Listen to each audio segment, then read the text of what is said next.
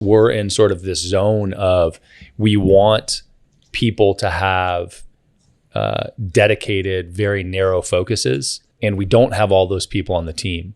And so with the absence of that, there's still this desire to throw another hat on somebody's head, right? And when you're tiny, when you're a team of 1, 2, 5, 10, and it really depends on the business model, everybody's wearing a lot of hats. It's the nature of the beast. And some of that is financial constraints. As you get bigger, are you good enough at hiring to find that person? Perhaps. But at what space did you have a financial constraint that was getting in the way of separating responsibilities for the roles, or was it just a misstep? Yeah, I don't know that we ever even thought to do it, if I'm being completely candid with you.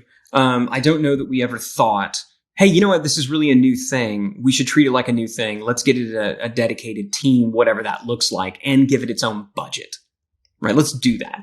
I don't believe we ever thought about it. If somebody threw out the idea, I must have immediately disregarded it, okay? But had someone thrown out that idea, I still think even in the moment, I would have said, yeah, there's no way. I don't think we can do that. We can't afford to just say, oh yeah, let's have another marketing person over here. In addition to the salespeople we're hiring, let's have another marketing person, and maybe let's have a program manager.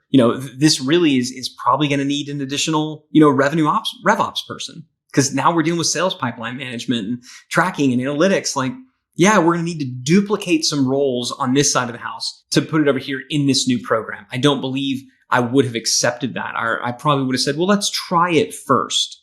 And it's one thing if you say, let's run a test, right? But if you're going to run a test, you're going to have this pesky thing called a hypothesis. We're going to do the following, and we believe that if we do this, this will be the result. The way a lot of people do a test is they grossly underfund an idea.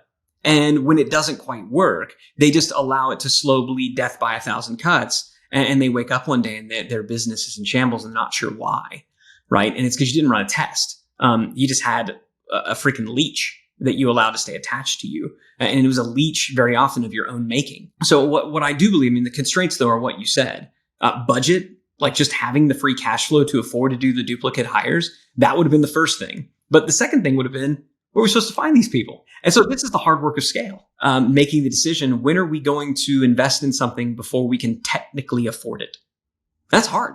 That's risky, because more times than not, the investment looks like a human, right? Now, the nice thing about investing in a human is they tend to come with a 12-month payment plan, right? If you're hiring a $150,000 a year person, you're not cutting them a check for $150,000 day one, right? You're paying them out over time. But the downside is that they're people. And I gotta hope everybody listening, watching takes the social responsibility of hiring seriously. You ask somebody to join your team and they say yes. They said no to a lot of other things, including those things they never had the opportunity to say yes to because they stopped looking. You should feel the weight of that. Like there's pressure there. And so to screw with somebody's life on a wild, crazy, harebrained scheme. So I think a lot of people, the old adage, slow to hire, quick to fire. And people say, well, that's really hard. And it is. I think the reason it is because most people are just good people.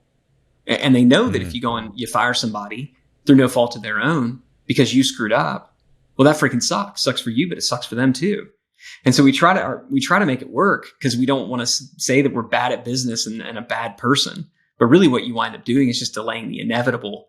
You stay their best, worst option and they never get the opportunity to go and look.